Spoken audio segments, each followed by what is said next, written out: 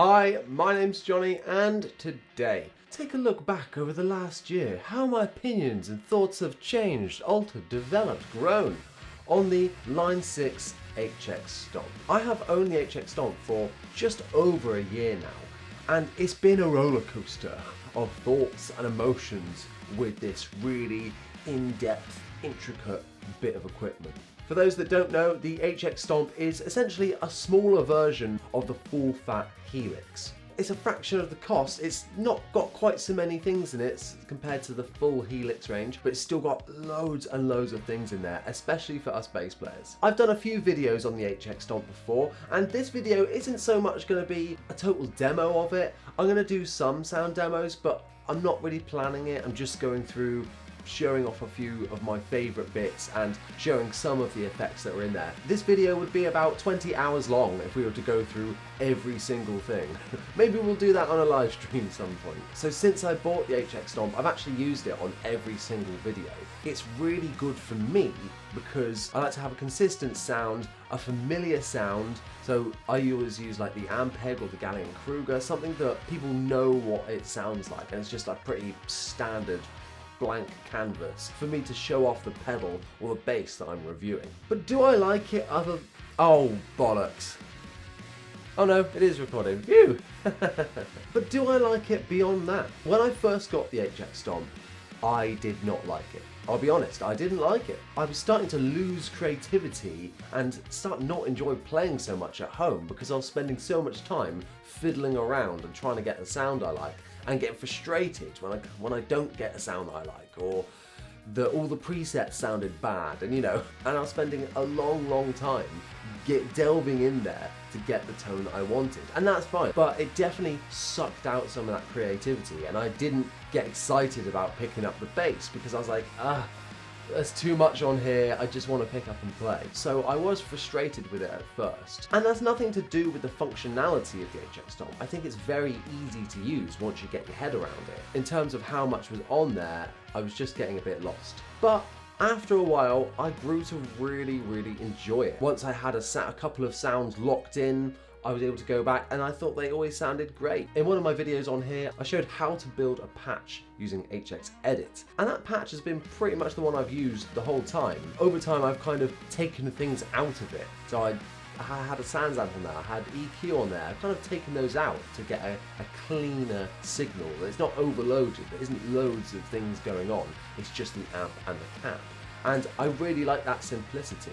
Let's now take a listen to a couple of sound samples. I'm just gonna kind of freestyle it, just play and talk through what I'm doing whilst I'm in there, and just to show off some of my favourite sounds in there, things that I think are interesting, that are good, and that are not so good.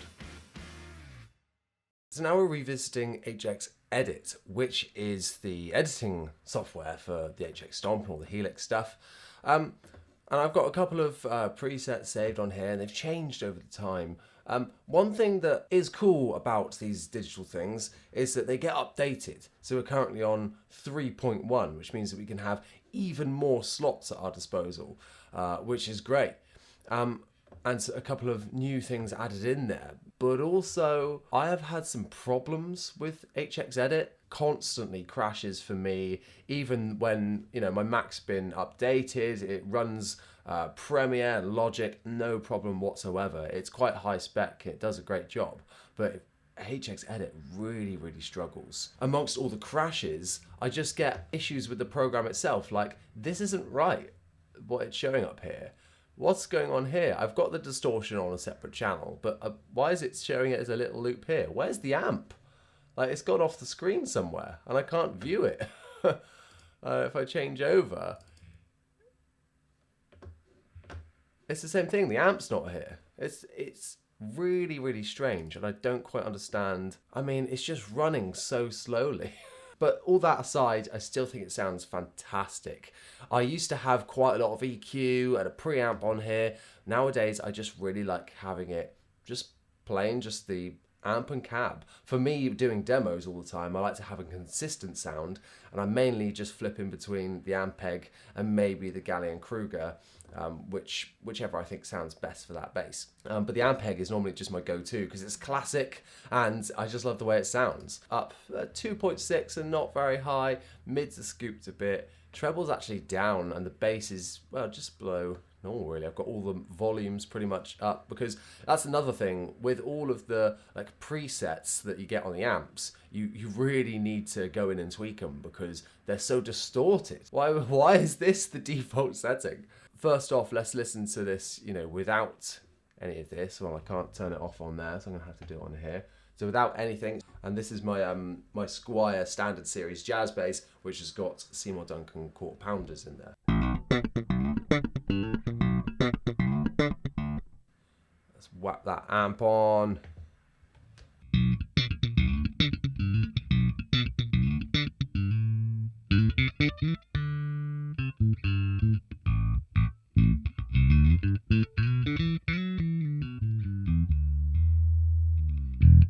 I think it sounds super, super warm. I love this amp. And I really like the settings that we've got on here. From an EQ point of view, we're actually doing a big mid scoop. And although we're boosting some of the highs in here, if we turn that off,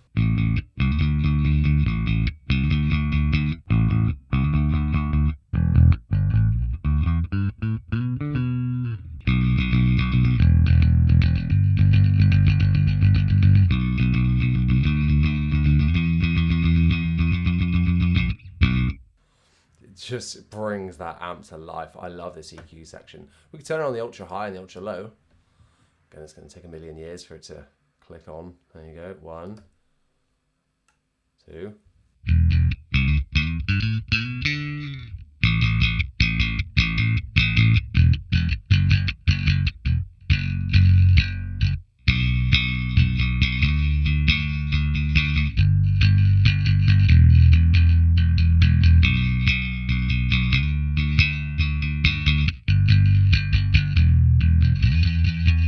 I can't decide if I prefer it with or without the ultra high. It's cool. I think that sounds cool in a mix, but in terms of just the clean tone, it sounds a bit less coloured this way. It sounds like there's less preamp going on. But yeah, I'll give an example now. Let's just go on to like, I don't know, the Aguilar, just the standard, what the default settings are. If it's gonna, it's not gonna have a fun time loading this.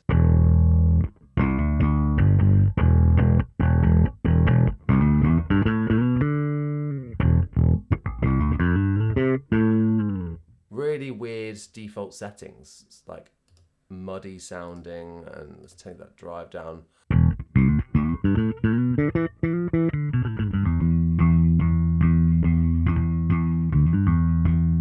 Now let's play around with some effects.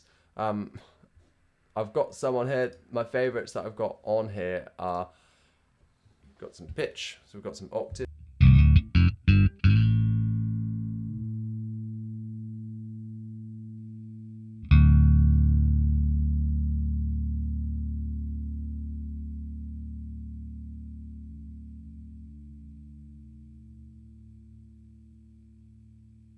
I'd say it does a pretty good job at tracking. Like, any octave is going to have a bit of trouble after a while when you're holding on a note like that.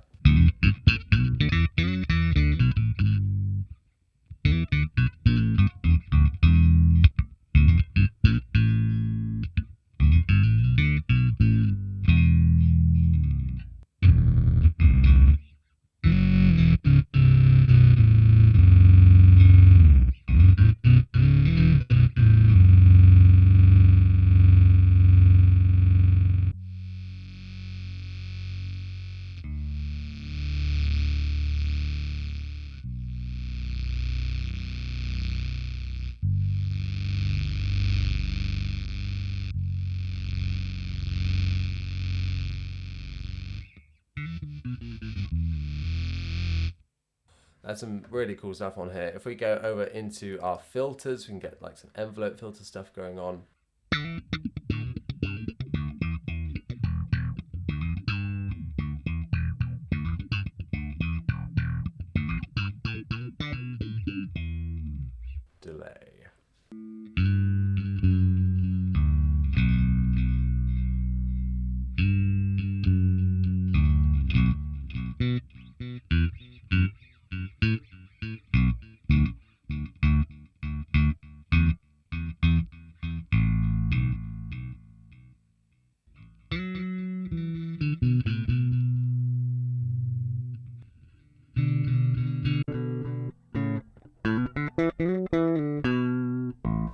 What's happened?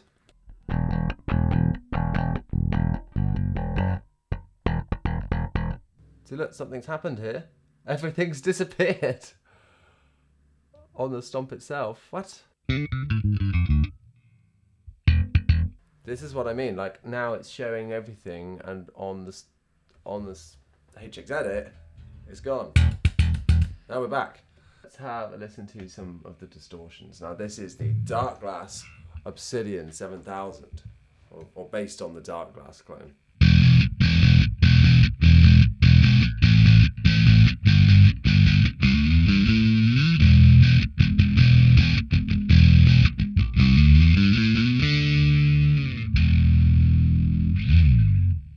Awesome sounding pedal. This is probably my favorite on here. To me, it sounds a bit more transparent compared to a normal Dark Glass. I also like the rat we've got on here. I tend to put it on a separate channel.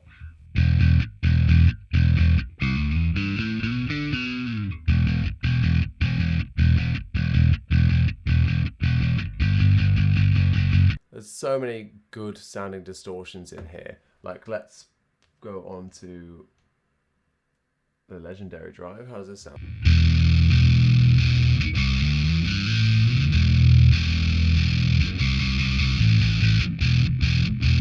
Noisy as hell though. Compulsive drives like the OCD.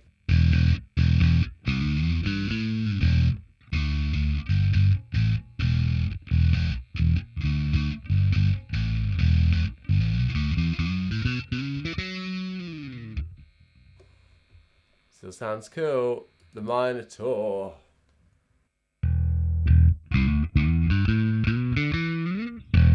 You want that subtle clon, transparent overdrive. Just adding a little hair on top. Of course, we can work up the gain as well.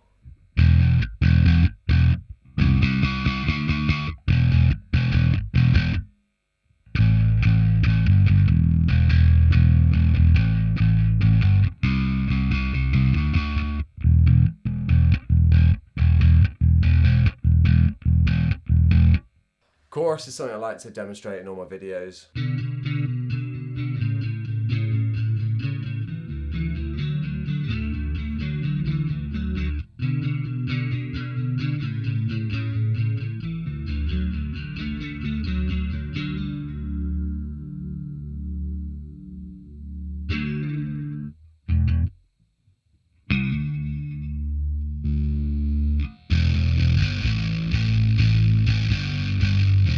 Is that the wrong pedal?